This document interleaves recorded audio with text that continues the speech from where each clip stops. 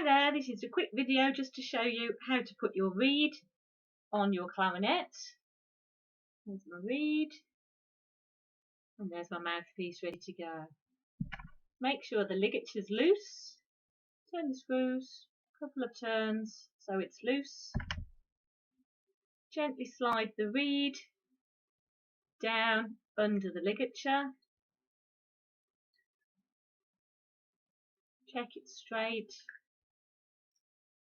Line it up with the top of the mouthpiece, slightly underneath. Push the ligature down.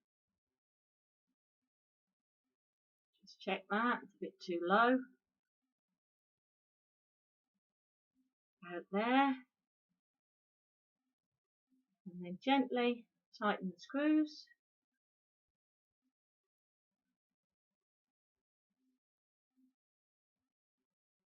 And then it's ready to be put on the clarinet.